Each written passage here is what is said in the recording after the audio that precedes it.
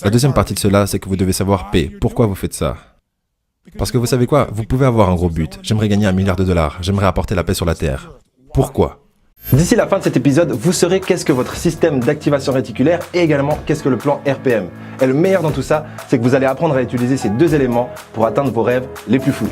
Bon, rien que ça, ouais.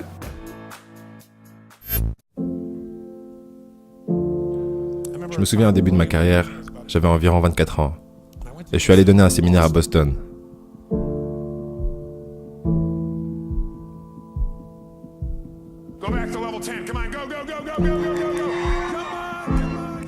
À cette époque, un gros séminaire pour moi, c'était environ 125 personnes. C'était un séminaire de 3 jours, et on travaillait jour et nuit. Et ces gens obtenaient des résultats incroyables dans leur vie. Et à la fin, je me sentais tellement comblé, je me disais, oh mon Dieu, j'ai 24, peut-être 25 ans à ce moment, et je suis tellement heureux. Parce que j'ai trouvé ma mission de vie. Je fais ce que j'aime. Ça fait une différence dans la vie des gens. C'est extraordinaire. Donc on a fini vers minuit, un dimanche soir. Et aux alentours de minuit, je suis toujours chaud, donc je n'ai pas envie d'aller au lit. Donc j'ai décidé, ok, laissez-moi aller marcher un peu dans le coin. Et j'ai décidé de passer par Copley Square. Si vous avez déjà traversé Copley Square, vous savez que c'est un endroit génial. À Copley Square, vous pouvez voir ces anciens bâtiments qui ont été construits avant que nous soyons les États-Unis.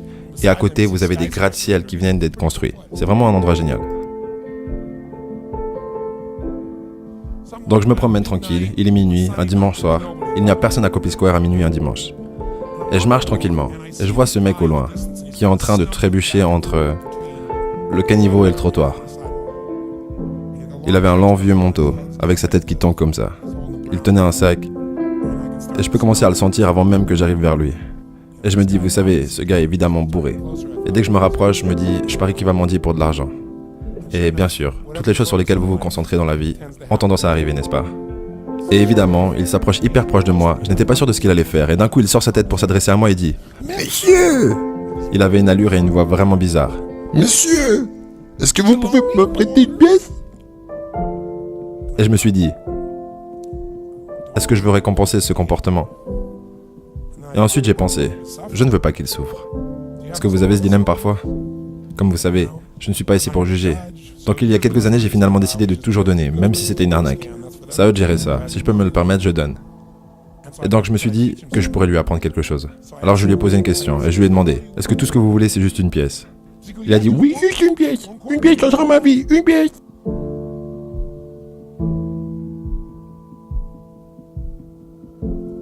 J'ai dit vraiment? Oui, une pièce. Alors j'atteins ma poche, je sors ma pince à billets. Et à cette époque, j'étais, vous savez, très jeune. Je venais de commencer à réussir, mon premier mentor était un homme nommé Jim Rohn. Je ne sais pas combien parmi vous avez déjà entendu parler de Jim Rohn. Si tu changes, tout changera pour toi. Tu n'as pas à changer ce qui est à l'extérieur. Tout ce que tu as à changer, c'est ce qui est à l'intérieur.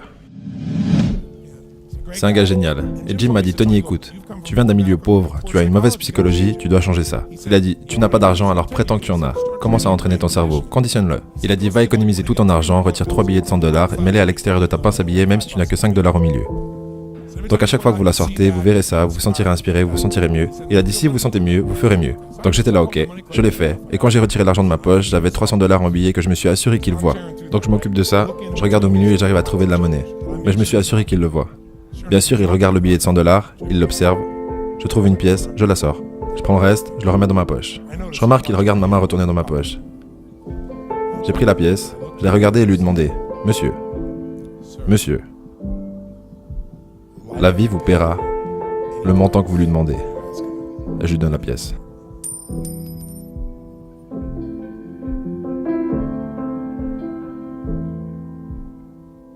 Et ensuite, quelque chose de vraiment intéressant s'est produit. Il a pris la pièce.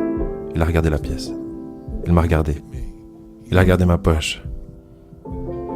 Il a regardé la pièce. Il m'a regardé. Il a regardé ma poche. Il m'a regardé encore. Il regarde la pièce. Il regarde ma poche. Il me regarde à nouveau et dit « Vous êtes bizarre. » Et il est reparti en trébuchant comme ça. Je me suis dit « Waouh. Quelle est la différence entre lui et moi ?» Je veux dire, j'avais 24, 25 ans à cette époque. Je faisais ce que j'aimais le plus. J'avais ma mission de vie.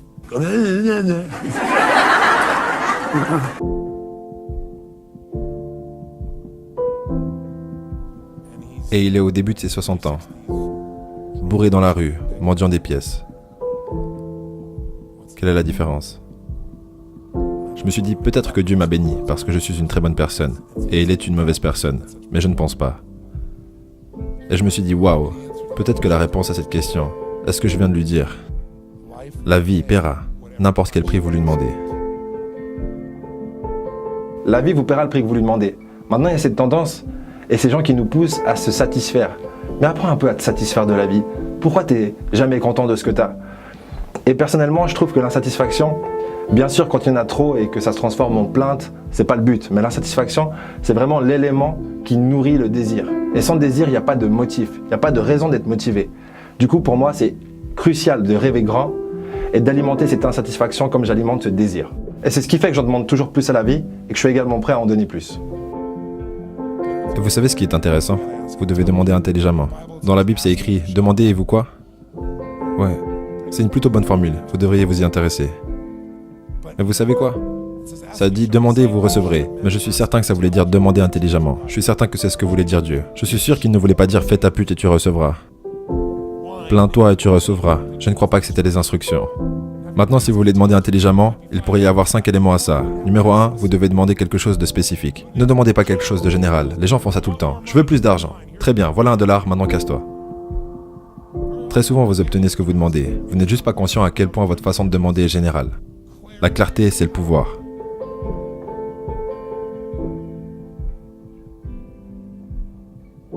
Le plus vous êtes au clair sur ce que vous voulez exactement, le plus votre cerveau saura comment vous y emmener. Votre cerveau, c'est un cerveau-mécanisme. C'est comme une bombe.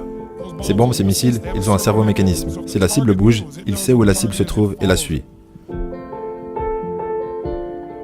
Votre cerveau, lorsque vous le conditionnez, c'est exactement ce qu'il doit poursuivre et trouvera un moyen d'y arriver. Le cerveau humain, c'est vraiment une machine extraordinaire. Et lorsqu'on commence à mieux comprendre son fonctionnement, on réalise que notre tâche, c'est vraiment de le conditionner et de le programmer pour être capable de faire ce qu'on n'est pas capable de faire actuellement, mais de le faire naturellement, avec plaisir, pour atteindre nos objectifs. Et du coup, comment est-ce que vous faites ça? Il y a énormément de façons de le faire. Une des façons que je préfère, c'est la visualisation. Est-ce que vous avez déjà acheté un vêtement ou une voiture et tout d'un coup vous voyez ce vêtement et cette voiture partout? Combien parmi vous avez déjà eu cette expérience? Dites aïe, comment est-ce que ça se fait que cette voiture est partout? Elle a toujours été partout, mais maintenant vous la remarquez. La raison pour ça, c'est qu'il y a une partie de votre cerveau qui s'appelle le système d'activation réticulaire, SAR. Cette partie de votre cerveau qui détermine ce que vous remarquez et ce que vous ne remarquez pas. Votre cerveau passe la plus grosse partie de son temps à s'assurer que vous ne remarquiez pas tout, parce que sinon vous deviendriez fou. On va rapidement tester votre système d'activation réticulaire pour voir s'il fonctionne correctement. Donc dans la vidéo que vous allez voir, il y aura 6 personnes qui jouent au basket. Parmi ces 6 personnes, il y a 3 personnes qui ont un haut noir et 3 personnes qui ont un haut blanc. Vous allez devoir compter combien de passes se font les personnes qui ont un haut blanc. C'est tout. Vous êtes prêts ?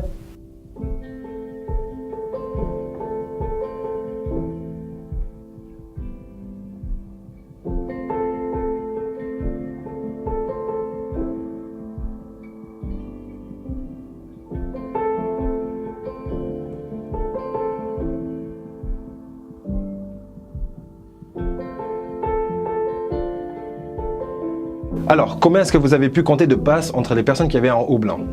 15? C'est exact. Mais par contre, est-ce que vous avez vu le gorille?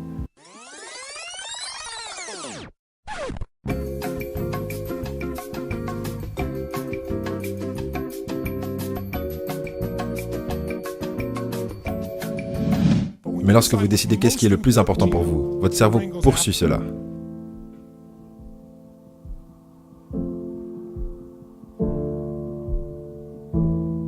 Toutes les personnes que je connais qui ont du succès ont construit un plan RPM. Le plan RPM a été construit sur la métaphore que pour aller d'où vous êtes à où vous souhaitez aller le plus rapidement possible, vous devez créer de l'énergie. Comme dans une voiture, RPM. Et le R est là pour le résultat. Ils connaissent les résultats qu'ils poursuivent, ils savent ce qu'ils veulent, précisément.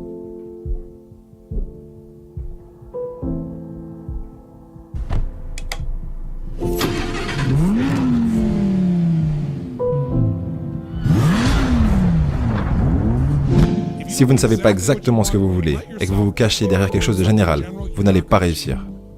La clarté, c'est le pouvoir. Vous devez connaître le résultat précis de ce que vous voulez atteindre. Si vous ne pouvez pas répondre à cette question maintenant, pour votre vie privée, pour votre corps, vos relations, vos finances, votre spiritualité, vous ne serez pas autant accompli que vous souhaitez l'être. Aujourd'hui, on va devoir répondre à l'une de ces questions au minimum. La deuxième partie de cela, c'est que vous devez savoir P. Pourquoi vous faites ça? Parce que vous savez quoi? Vous pouvez avoir un gros but. J'aimerais gagner $1 milliard. J'aimerais apporter la paix sur la terre. Pourquoi?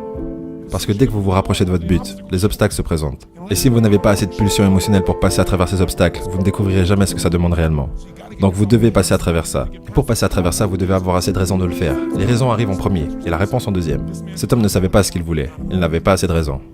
Pour demander intelligemment, il faut demander précisément. Pour demander intelligemment, vous devez savoir pourquoi est-ce que vous voulez avoir assez de motivation pour réussir, assez de jus pour faire en sorte que ça marche. Si vous n'avez pas assez de raisons, vous n'y arriverez pas. Et le M est là pour plan d'action massif. Qu'est-ce qui va faire que vous irez jusqu'au bout? Parce que le premier plan ne fonctionnera pas, le deuxième plan ne fonctionnera pas. Donc vous devez avoir assez de plans au cas où les deux premiers ne fonctionnent pas. Autrement, vous allez trouver des excuses pour justifier pourquoi ça n'a pas fonctionné. Donc demander intelligemment requiert tout ça. Vous l'avez compris, pour atteindre votre objectif, il va vous falloir une bonne raison. Est-ce que vous êtes d'accord avec ça? Si la réponse est oui, eh ben c'est faux. Il va vous falloir bien plus qu'une raison. 2, 3, 4, 5, 6, ça serait mieux. Pourquoi? Parce que dès que vous allez atteindre votre objectif et que vous aurez donc plus de raison de le maintenir, eh ben vous le perdrez. Imaginez que vous souhaitez devenir balèze pour trouver la femme de votre vie, vous la trouvez, 3 mois plus tard, vous êtes de nouveau gros. Du coup, ça ne sert absolument à rien. Et c'est pour ça qu'il vous faut beaucoup de raisons pour ne jamais avoir d'excuses. Voilà, je vous donne maintenant rendez-vous sur le brainclub.fr. Pourquoi? Parce que vous allez y découvrir 14 lois universelles qui d'ailleurs gouvernent notre monde et notre univers, donc c'est plutôt utile, et ça totalement gratuitement. Et pour ceux qui veulent aller plus loin, eh ben, vous allez découvrir le programme Réalité Parallèle. Et c'est un programme de visualisation guidée. Et pour moi, c'est vraiment le point de départ pour toute quête et pour tout projet. Voilà, n'oubliez pas de vous abonner et je vous dis au prochain épisode. Donc les 3 types de monnaie qu'il y a à ce jour sont, vous savez, l'argent de Dieu, l'or et l'argent.